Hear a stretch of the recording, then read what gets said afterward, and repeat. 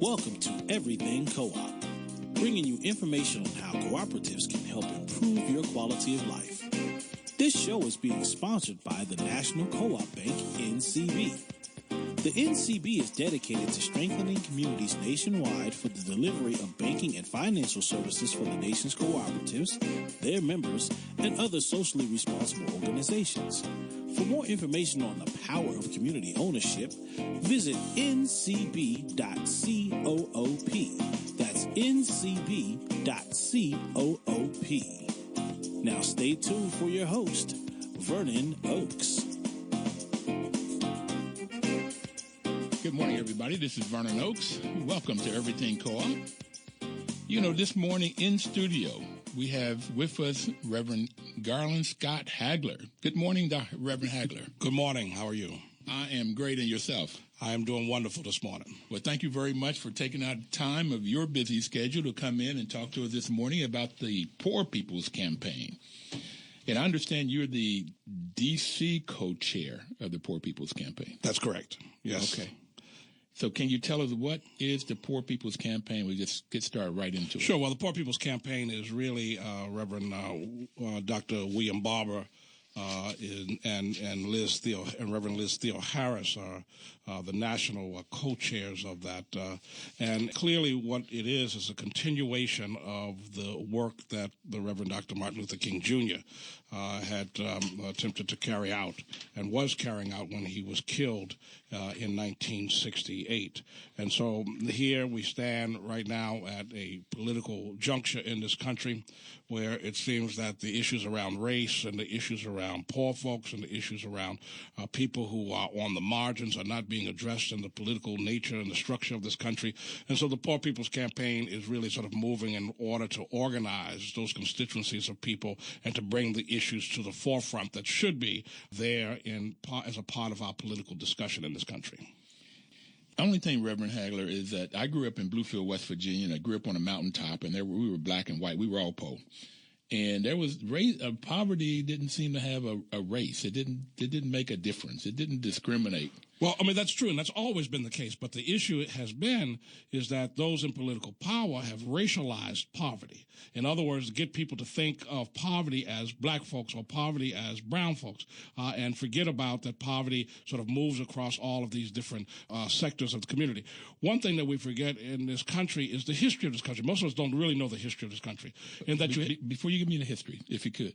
Aren't there more poor white people than black people? Of course, because there's more white people in this country, okay. Right? But the issue has been is that when you look at the history of this country, poor folk, black and white, indentured, free, and enslaved, came together numerous times and created insurrections in this country against those who were trying to control the interests and the economic interests of the country. And so in a sense, you know, as there's a strong suggestion that the invention of the middle class becomes a ploy so that you could separate those who are poor from those who are rich by a buffer of people in the middle who have aspirations and hopes someday that they'll be rich. And therefore they really, and again, subjugate the poor, racialize the poor, all those other types of things that basically, so the country as a whole never addressed these kinds of economic issues. So when you racialize the poor and you say it's a black and brown people's problem, then you get white folks that say, oh, that's, even if they're poor, that's a black and brown people problem. That's not our problem. That's right. That's right. I mean, just think about when Obamacare or the affordable health care. Right. You had white folks that said, I can't stand that Obamacare, but I like this affordable health care. Right. When it was one and the same. But all you had to do was attach a name to it, racialize it, and therefore you could basically play upon the sort of the racial proclivities of the country to turn people against what was beneficial for them. I could never understand why people would, except for race, I couldn't understand why people would vote for somebody that would do things or vote for policies that would hurt them. Because people don't read. People don't read. People don't understand the historical narrative of this country and exactly how this country has played poor folk against poor folk so that rich folk can remain rich. Okay. When I taught school in New York at City University, I taught mathematics. And that was the first time I got with Puerto Ricanians and blacks. And it was clear to us when we would sit down with the Puerto Ricans that the people in power were playing us against each other. We all poor. Okay? All looking for their famed breadcrumbs. And if we got us fighting each other, then we cannot then direct ourselves to them to get more breadcrumbs, if you will. Oh, sure. That's right. I mean, that's always years ago we were organizing the meatpacking plant, the slaughterhouse in Tar Heel, North Carolina, the Smithfield plant. Okay. And the workforce was split 50-50, 50% black, 50% Latino, who didn't get along. Everybody in management was white. When we brought people together to begin to organize the plant, we brought equal number of Latinos in with equal number of blacks and asked them each, what have you heard about the other person? And so the Latinos would say, well, black folks don't want to work. They're lazy. They don't like us, et cetera, et cetera. Mm-hmm. Where'd you hear that from? Oh, the boss told us that. Okay. And black folks, oh, the Latinos are here to take our jobs and they're going to undercut us and underbid us. Where'd you hear that from? The boss man said that. What complexion is the boss man? He's white. I said, oh, and so so he's selling you a bill of goods to get you to fight each other so that he can remain in power, and you are prevented from organizing a union and getting better pay, more benefits. That's right. Better working conditions. That's right. Okay. The game is played. That's the way to play the game, unfortunately. And it's part of us sort of like we got to get beyond the sort of the narratives that exist. We got to begin to look beyond the veneer, the superficial things, and begin to really understand what is at play in this country. It's just like right now, this character in the White House, he understood that he could play upon the racial dynamics and basically work the Electoral College to get there. And he did. Mm-hmm. Based upon people's fear, based upon the fact that they felt that the White House was occupied for 8 years by a black person, and therefore there was something that was drastically wrong with the country that needed to be correct. I always tell this story very quickly as I was trying to explain to people what had happened in terms of the election. I said, when I came out of seminary, there was a woman behind me, a class behind me, white woman, considered herself progressive. I was graduating. She knocks on my door and she says, I'm thinking about renting your apartment next year. Can I see it? I said, sure. She walks off through the apartment. And she gets to the front door and she says, I think I will rent it because after all, I can fumigate it. She never thought of what came out of her mouth. But that's the issue, is that after 8 years of a black man in the White House, you could sell the bill of goods for white folks to fumigate the nation. And the White House, he went in there and painted and did a whole lot of work in the White House. Right. Again, race and economics. Jesus. Okay. So what is the Poor People's Campaign doing? And but before we go that, I've often believed that Martin Luther King was killed because he was attacking the economics. They could have let him live as long as he was talking about civil rights. But when he started dealing with economic rights and the sanitation workers and trying to get them better pay and everything else, somebody killed him. Do you see any relationship to that? Oh, I think there's clearly a relationship to that. I mean, one of the things when he came out a year earlier against the war in Vietnam, and his whole accusation around the war in Vietnam was that you had abandoned the social programs at home in order to fund a war in Southeast Asia. And so he spoke out against that. So again, it was automatically from that point on attacking what was happening in terms of the economics of the country, where it was being directed to who it was being directed. He made a statement also that the war on poverty had been shot down on the battlefields of Vietnam. And again, sort of seeing that relationship or lack of relationship between what was going on here, the impoverishment that was going on here, the dual system, sometimes the tri-system that existed in terms of people being discriminated against in terms of education, access to capital, employment, places in which they live, all of those types of things. And so again, it was this issue, particularly when he called upon white folks and Latino folks and Native folks to join in on this Poor People's Campaign, was a thing that folks said, no, we got to get rid of them, right? I don't know if you know of the Bacon's Rebellion in Virginia. No. Well, Bacon was somebody that felt slighted by the king. And so he proceeds to organize. What year are you talking about? 1620, something like that. So not Martin Luther King, but the King of England. Right, okay. right, Okay. the King of England, right? But he feels slighted by the King of England in terms of appointment by the king. And so he organizes indentured servants, slaves, and free folks, and they burn down the governor's mansion and basically creates a whole insurrection in Virginia that he ends up getting what he was out for. But at that point, they began to put into law all of the regulations that would separate people by race in as a prevention of them ever getting back together and creating that type of scenario. So protecting the economic system is critical for the Trumps of the world, for the one percenters. And what's happening now in the world, not just the U.S., is that this inequality is getting bigger and bigger and bigger, where 3 people in the world have the same asset, same net worth that 50% of the people in the world have. That's right. That's right. And it's a matter of how do we hold on to it. And it's the idea that this idea of private property is, and because this is the thing.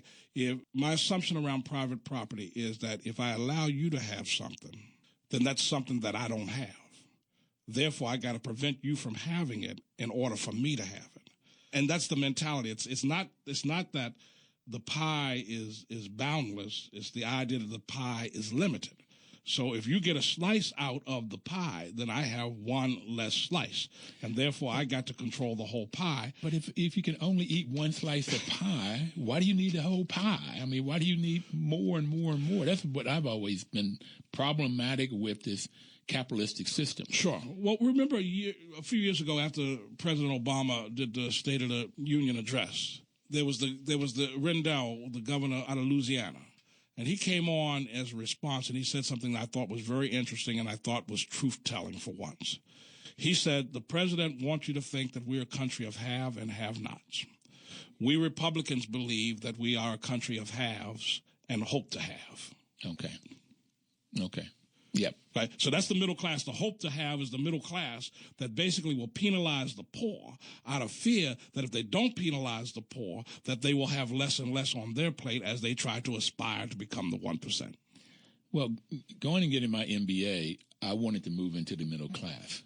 Or working in Ford Dearborn on the plant was moving into middle class. So the dream of going from poor to middle class, I don't know, it's every poor person's dream, I would imagine, or most, okay? And then from middle class to wealthy, and folks like the guy with Microsoft, he moved from middle class background where he grew up to wealthy. He's right in that upper 1%. And so that seems to be the dream in America, but it's harder and harder and harder to get. We're going to take our first break. Right, and I knew I could talk to you for 2 or 3 hours, so we're going to keep on talking about the Poor People's Campaign, and then we're going to talk about how this co-op world can help with this all of this poverty. Thank you, but Brother We'll Oaks. be right back.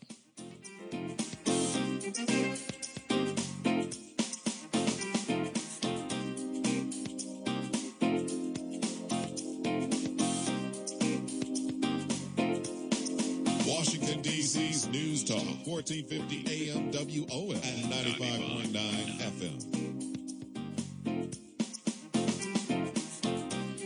Information is power, and that's why WOL makes a great sponsor. But I found out it isn't information. Information is access to power. It's only when you put some action to the information, and that's where you get your power. Kind of like gasoline. There's power there, but it isn't until you strike it that you can get power out of it. So we're going to be talking about information today about the Poor People's Campaign with Reverend Graylin Hagler, who's in the studio with us this morning, and how the whole co-op movement can help give you power. So what are you doing with the Poor People's Campaign now? What have you been doing, and what are you planning on doing? Well, one of the things we've been doing has been organizing really state by state in order for people to bring an agenda to their local legislative bodies, usually in terms of the State House. And the argument and the belief is that since most of this policy that we see nationally is acted out statewide, it's necessary that we put pressure on those state assemblies. Also, it's looking at how you activate people at the local level so that people participate in the votes, people get a progressive agenda, progressive understanding in terms of what they need to do do, economic understanding in terms of what they need to do.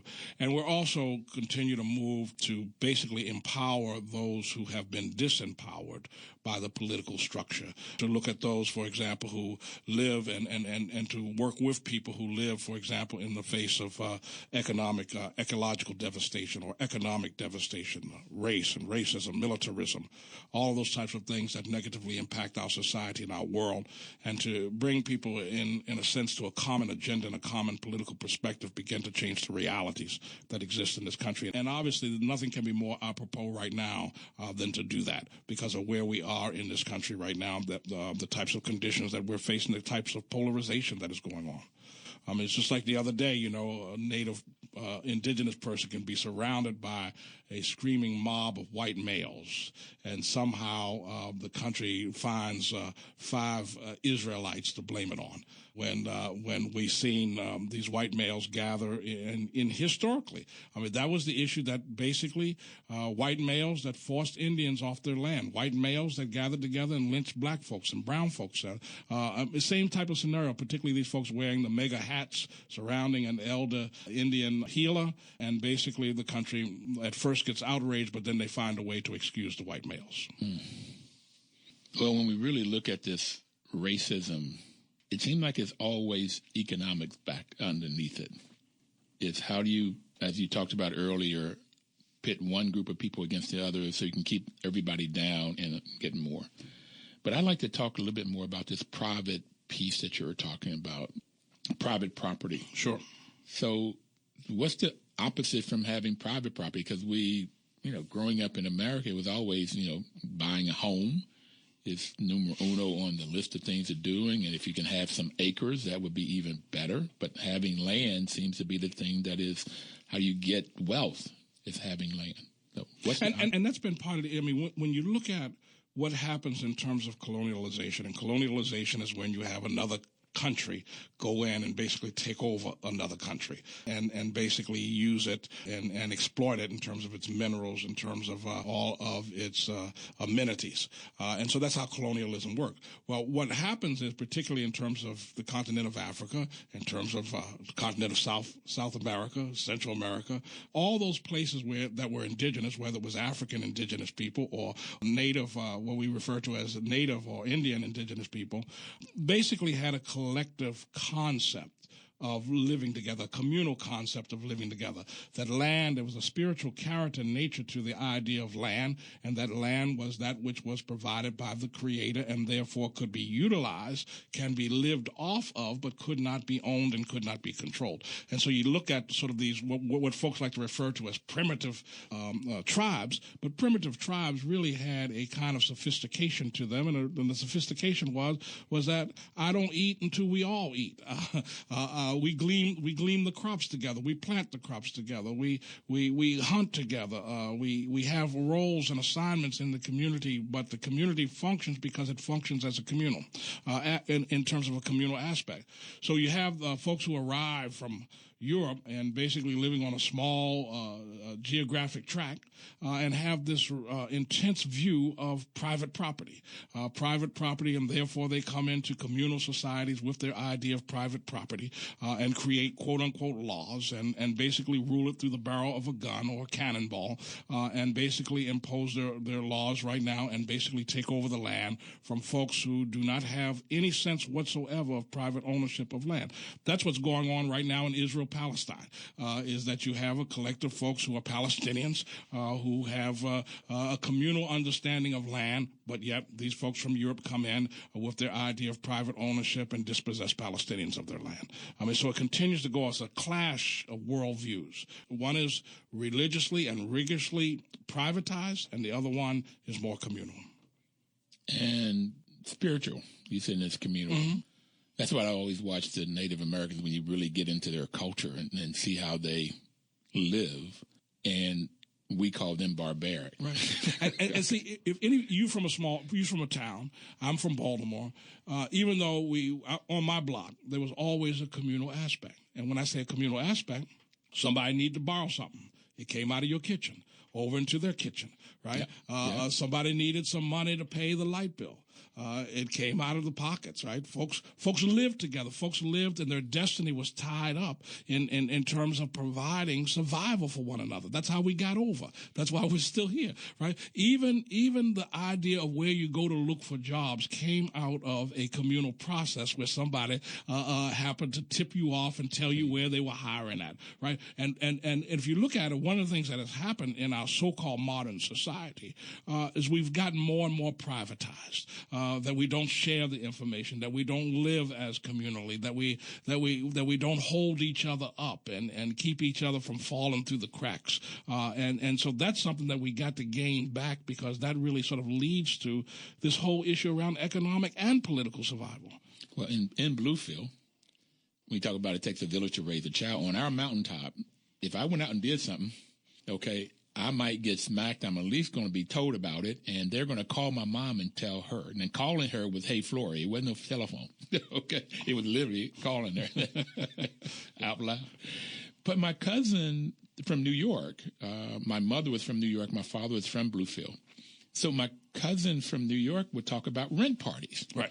When somebody didn't have rent, they'd give them a party, and they would charge people to come in, and they would pay the food, and they would have some games and charge, and they would get the money together to help somebody pay their rent. It was very communal, even in Harlem, in New York. Right. It was very communal. Right, because we understood that it took each other to survive.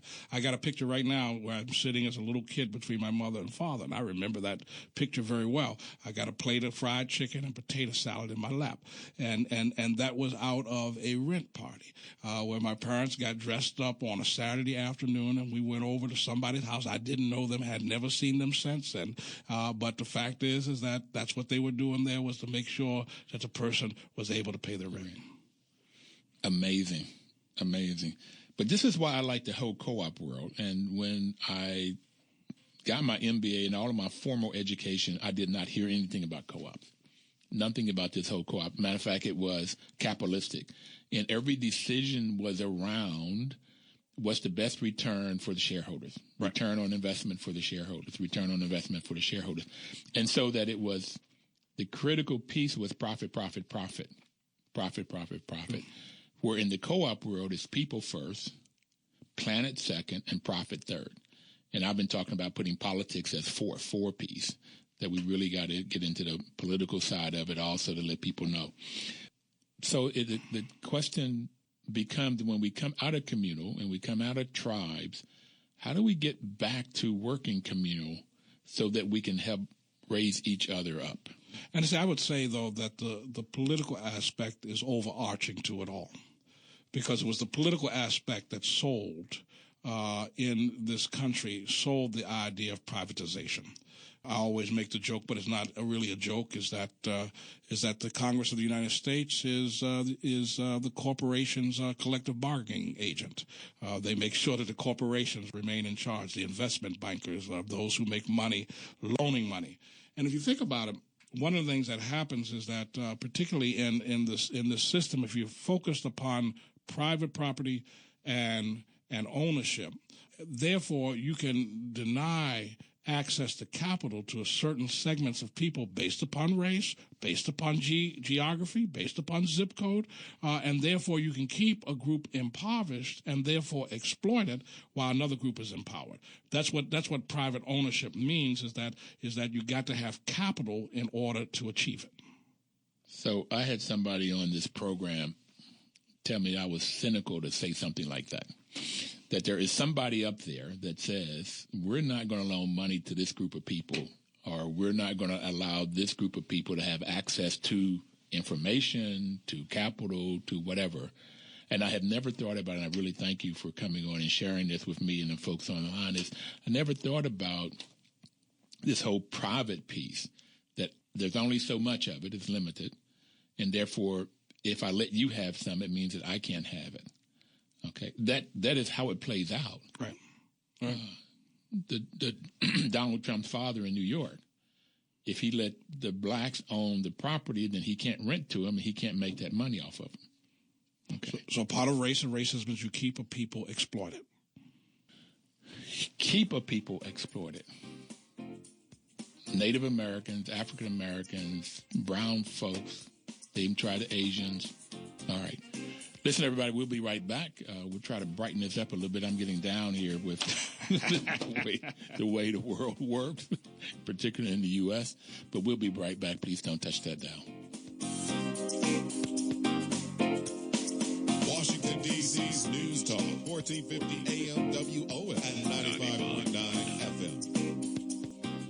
Welcome back, everybody. The program is Everything Cooperative. My name is Vernon Oakes. And the National Cooperative Bank sponsors this program. NCB was formed in the 80s to help cooperatives throughout the United States by providing financial services, by providing capital, particularly in low-income communities. So we need an NCB, we need a National Cooperative Bank, and they do a great job of helping out in different communities. And Reverend Hagler is our guest today. He's in studio, and we've been talking about private property and communal property and how folks with private property, the one percenters, if you will, and the middle class folks will want to make sure that other people don't get any property, because if they get property, that means there's less for them. So how do we resist this? How do we change it? And I think it's a matter of beginning to get people to recognize that their destiny is really is a part of somebody else's destiny. In other words, we rise together as a community or we fall together as a community. To look at it in those terms, because one of the things is that even we move from private property to what I call individualistic thinking. And individualistic thinking is as defeatist as private property. Right now, we're dealing with all the furloughs and people working without pay for the federal government, those who have not been to work.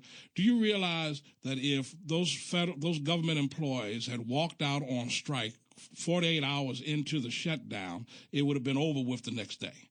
But because people sat there and were worried about their pension, their job, etc., it's dragging on and on and on and on. But the fact is that you could close the government for real and you're going to be back to work. What are they going to do? Going to fire every government employee? I don't think so, because then you don't have a government. And so it's a part of realizing that if we don't stand together, but we're trained in this individualistic thinking, we'll always be exploited and we'll always be manipulated and we'll always be moved around because somebody else is going to move us as chess pieces on their board.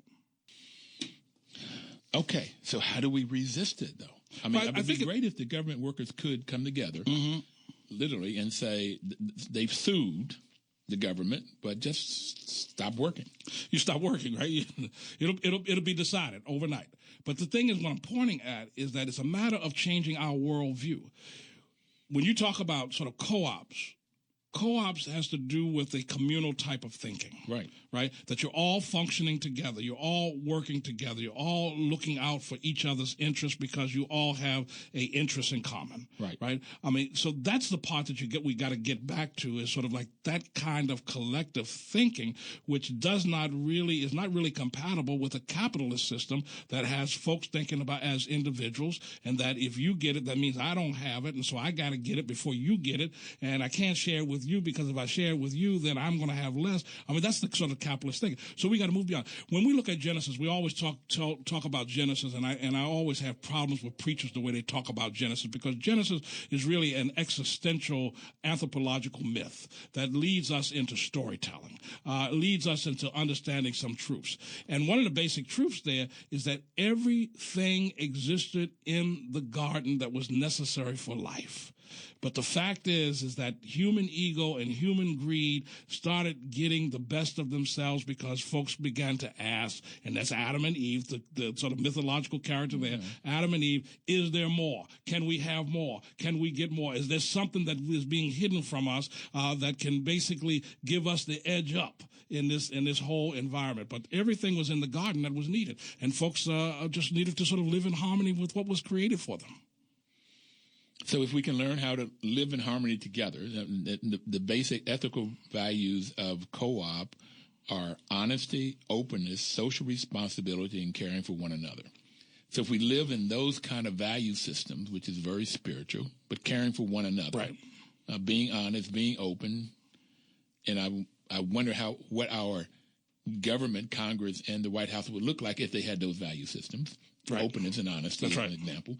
And the reason I have started to love this model of co-op, I learned about it because I'm a property manager. So I started managing housing co-ops. And I have a 16-unit senior housing co-op I've been managing now for 18 years in Shaw. So the whole Shaw area has come up, okay, around them. But these seniors, I watched them look each other in the eye and said, you got to clean your house. We're not having roaches up in here. Sure. Okay, and if you don't clean it, you're gone. I've seen them hold each other accountable for the good of the group. Everything is done for the good of the group. And I've always watched, at one point, I think at best we had is a high school education person there. But they can learn how to manage and run a business and do it extremely well. So this is why I like this whole co-op world. And how do we get people to know about this communal thing? Go back to our ancestry, because this came over from West Africa and Southern Africa. It's all of the tribes. It was already here with the Native Americans. And it's particularly people who are oppressed. We have been conditioned into distrusting our neighbor. Right? You know, I think you've heard this before, where some folks get so conditioned that they think that the white man's ice is colder. Okay, I haven't heard it, but I got it.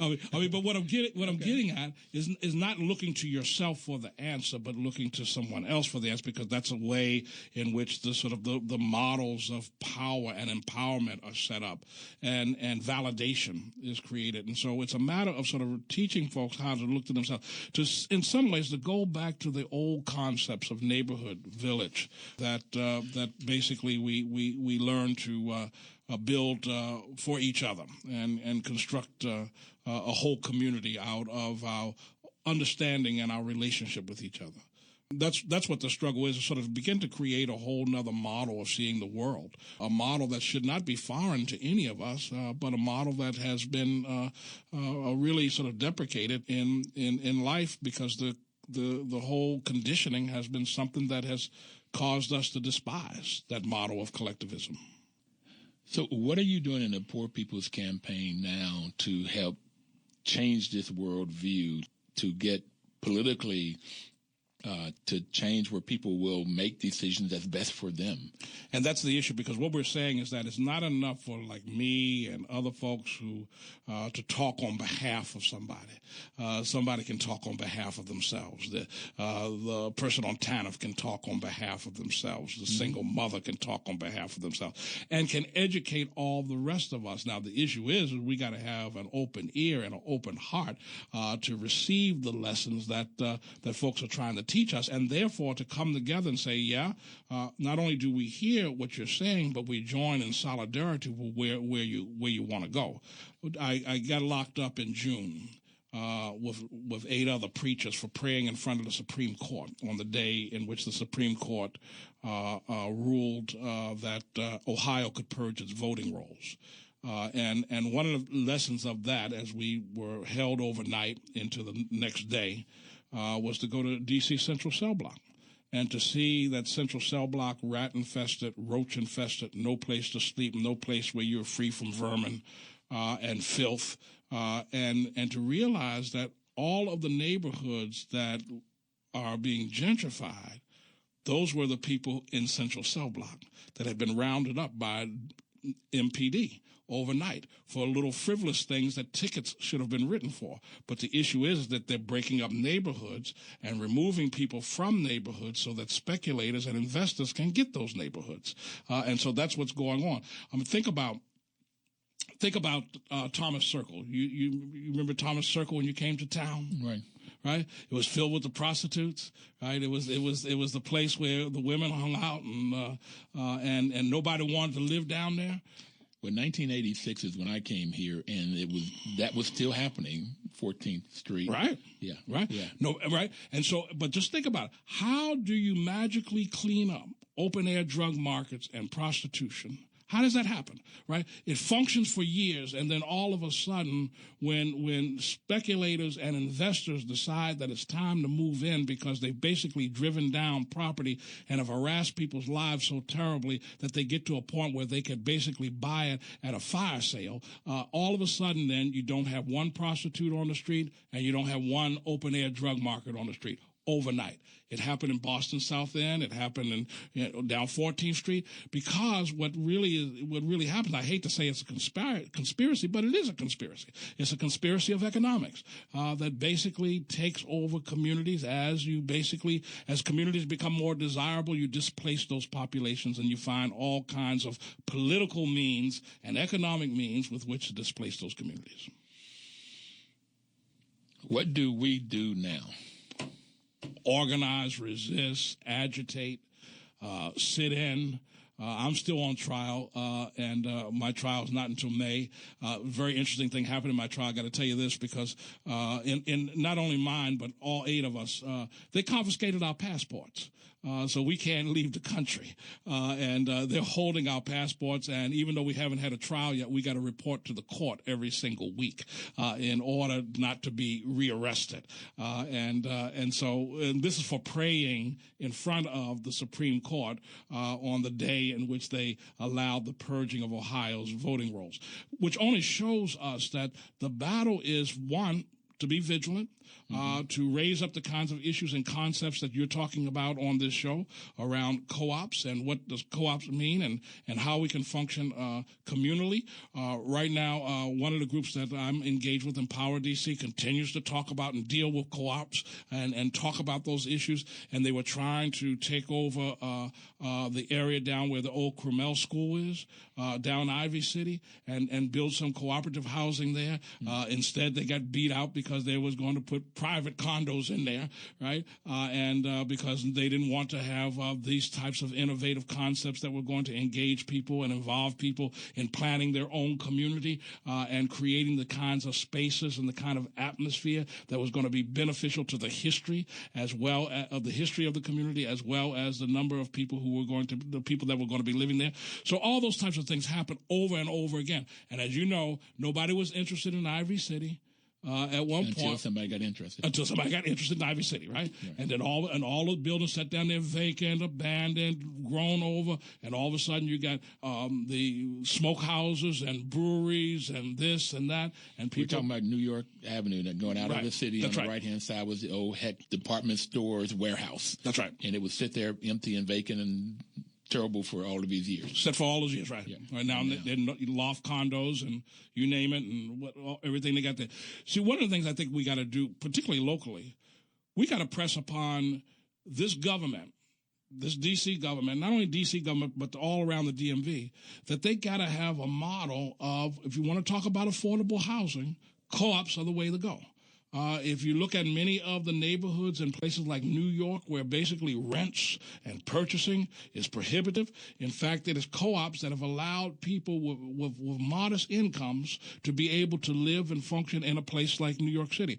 We need to talk about and press that upon all of the so-called political leadership in the DMV, that this has to be a reality if we're really going to be a part of addressing affordable housing and making sure that people are economically able to stay in place. So right now, I got to give a shout out to Anita Barnes, Councilwoman Anita Barnes. She's created the Limited Equity Cooperative Task Force, which I'm honored to be on, to look at how do you preserve limited equity co-ops for affordable housing and how do you produce more. There haven't been many produced in the last probably 20 years. Right. They've just not been produced for the reasons that you talked about.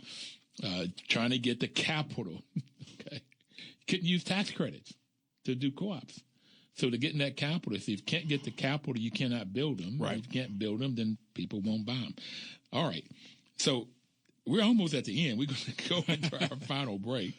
And what I want to get to when we get back, if you could tell the folks out there how to get involved with the Poor People's Campaign, how do you organize and resist and agitate so that we can both train people about this communal way and get them back to what home looks like for me and perhaps for them too in their neighborhoods and their families.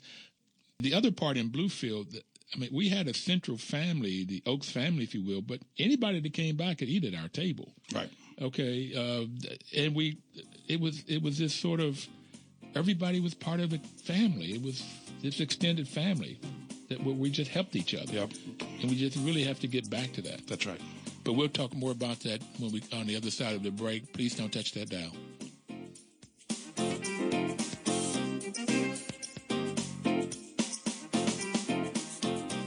Washington, D.C.'s News Talk, 1450 AM WOF and 95.9 FM. Welcome back, everybody. This is Vernon Oakes. Reverend Hagler is our guest today. We've been talking about the Poor People's Campaign and just poor people and this whole sense of private ownership of property and versus communal ownership of property and how we have to organize, resist, and agitate. So I wanted to get back in this last 12 minutes or so to talk about what are the kinds of things that the Poor People Campaign has been doing under Reverend Barber, taking up Reverend Martin Luther King's Poor People Drive of 50 years ago.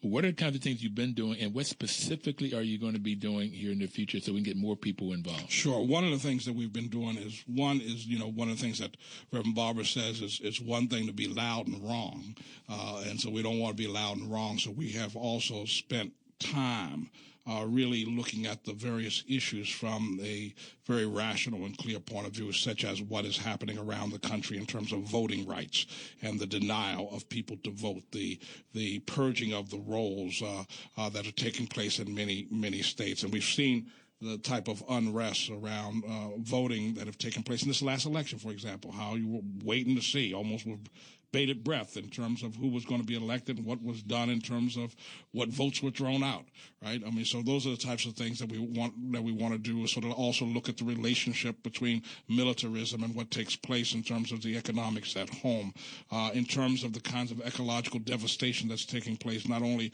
in urban areas but also in rural areas, to look at the kinds of things that really begin to impact people's lives in a negative way, and to organize out of those constituencies a movement that's going to press the case politically, and not just politically, but press the case to realize that we're strong enough and there's enough of us that we are virtually the revolution of tomorrow if we really begin to visualize ourselves in that way, that we are the people, as you pointed out, you sort of like the number of white folks that are poor, the number of black folks that are poor, the number of brown folks that are poor, you go right on down the line. And when you look at the number of folks that exist who really, in a sense, prop up the society, because in a sense we're kept in this individualistic thinking that we don't think communally, but we really become a revolutionary force when the clarity is there. And that's what folks do not want to have happen, those in power, that is that people begin to understand that they can change the political realities, they can change the economic realities if we only come together and begin to think through a prism of the great issues that are before us. So the wealthy created Citizen United so that they could give more and more money, so they could elect the politicians that they wanted that would create the policies that they wanted would give them more money, like the tax law. That's right. Just changed. It's the biggest transfer of wealth since slavery. Okay, this transferring money from everyday people to the wealthy in the U.S. There's this whole tax piece that they just passed. So now Citizen United is still in, but the real power in a democracy is the people. It's the people. So if 50% of the people are poor, that's beyond poor. Okay, if 50% of people are poor, if we can get them together to see what the issues are, to understand the issues, and vote for people then that will create policies that are best for them, then that would be the revolution you're talking about. Right. And see, part of it is to remember that folks like Thomas Jefferson, slave owner, rapist, but Thomas Jefferson wanted a republic because he didn't want a direct democracy, because he said, can you imagine if people had the power to tell us what to do? And that's the issue that we got to undo, is to go back and say, yes, the people should have the power to basically control their own destiny, their own lives, and the outcome of their lives. And that's what it is really about in terms of organizing and bringing people together and activating people, teaching people how to agitate, teaching people how to disturb the system and to create the disruption in the system, because the system needs to be disrupted. Yeah, but if you're going to agitate and resist, and isn't that, I think I heard you say earlier, that's illegal? Well, it's always illegal. Remember, it was illegal to challenge Jim Crow because that was the law. right? So anybody who challenged it was participating in the illegalities, right? In fact, when King wrote the letter from the Birmingham jail, preachers and rabbis were criticizing him for breaking the law, right? And it was the laws of Jim Crow. It was the laws that kept people from voting. It was those types of things. So he had to engage the illegality of resistance in order to challenge the legality of oppression, because oppression always shroud itself in the law. That's how you steal land. You walk in and say, it's the law. We got a court system here. You don't own the land. We own the land. You can't be on this land any longer. It's trespassing, right? So you move you to the reservation. Move you to the reservation. The Indian Removal Act of Andrew Jackson and all those other folks. The Trail of Tears, just kill people. But also, to remember this, what Andrew Jackson was doing, and I'm just going to diverge a little bit, what Andrew Jackson was doing in the Indian Removal Acts was to create more plantation territory so that they could expand the slave system. Wow. All right. I hadn't gotten that in my history books. Okay. Okay, but I can see it clearly. All right. So what do we do now? What are some of the specific kinds of things? Now, I know that at your church you had something called Music for Poor People's Campaign, or Justice, Jammin for Justice. There it is. Jammin for Justice. Jammin for Justice. We're continuing to do that. If you want to get involved with the Poor People's Campaign, you can go to www.poorpeoplescampaign.org, and you can sign up in terms of whatever state you're in, whether it's D.C. or Maryland. And those of us who live in D.C., we recognize D.C. as a state, I must add. It's other folks that don't recognize D.C. as a state because we're pushing towards statehood, and so you can go to www.poorpeoplescampaign.org and sign up there to get involved, and you will get communication out from wherever you're located in terms of what's going on in local jurisdictions. I mean, one of the things that's going to happen is that we're organizing right now to deliver demand letters to local legislative bodies, and in our case, we will deliver that to the city council and the mayor in Washington D.C. But in Maryland, it will go to the State House. In Virginia, it will go to wherever the State House is. In Richmond, obviously. But it's going to be demands that grow out of the constituency of people of those local geographical regions. Now, one of the things we're going to be saying to D.C. City Council and the mayor, how dare you overturn votes? They overturned Initiative 77 after people voted for it, basically nullified the vote. So it is highly hypocritical of the D.C. City Council and the mayor to talk about statehood on one hand and having a vote on one hand, and that Congress should not interfere in our affairs on one hand, and then they nullify the votes of the voters. It is hypocritical and is immoral and unethical on the part of this city council. Okay. So I can go to www.poorpeoplescampaign.org to find out information. Yes. I can. They also tell me about, or they give me notices for Jammin for Justice. That's right. Also, this summer I went to some trainings for Poor People's Campaign to find out what's happening in... How many times you get arrested? I did not get arrested. I got to tell you, at 71 years old, I've been fighting hard not to be arrested. So putting myself in a place where I would be arrested was difficult. Maybe next summer I'll be able to overcome that. But not if you explain these roaches and rats. It would be hard. Well, that was special treatment for us because we went to the Supreme Court. Because usually what happened at the arrest at the Capitol building was that you were held for maybe 2 hours and released and had to pay a $50 fine. But in our case, because we were challenging a decision through prayer that the Supreme Court had made, they were infuriated that we would dare, as people of color, as women, stand up and say, this is highly immoral for this court to make a decision that actual black people can be purged off the voting rolls in Ohio, which opens the door to people being purged off of voting rolls all across the country. Right. North Carolina, South Carolina, everywhere. Okay. What are some specific kinds of things? We're going to have a couple more minutes that you're going to be doing this coming year? Well, we're going to be, like I said, we're going to be delivering letters of demand to legislative bodies, and we urge you to become a part of that. Become a part of the discussion in terms of what those letters of demand look like, because we want people's voices. This is not something that we want to do from the top down. It's something that we want to have be engaged from the bottom up. So we want people who have been impacted by certain situations, by certain economic situations, by the politics of their local jurisdiction, to really voice their concerns and and criticism and solutions for basically dealing with the issues that they're facing.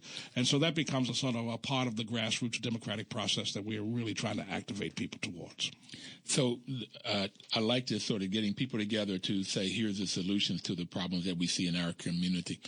When I saw Reverend Barber at Pennsylvania Baptist Church last summer, he had somebody from the teachers, somebody from taxi drivers, somebody from healthcare. And what I wanted to do was get up there and say that, all right, you're all having problems in the company you're with. Start your own company. Start your own co-op. 4 or 5 of you get together and we'll teach you how and get you the technology to figure out how you start your own and then have control over your own destiny. And that's part of us. We need to learn from immigrant groups. And one of the things, right, and the reason I say we need to learn from immigrant groups, instead of fighting it, learn from them. Because immigrants, basically, in the countries that they're in, they got to have 3 or 4 gigs to survive. And so then they come here to the United States with that same entrepreneurial spirit and work within their communities and basically assemble the kind of capital that needs to be assembled and to basically move forward with business. And do it cooperatively.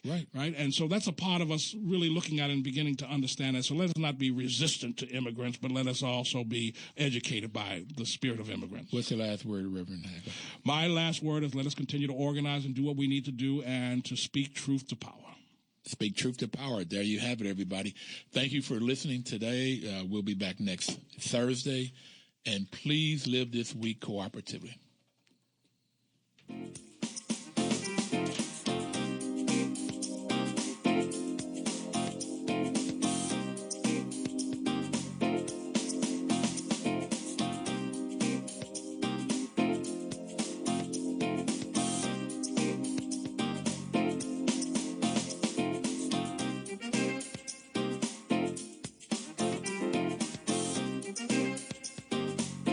Washington, D.C.'s News Talk, 1450 AM WOS and 95.9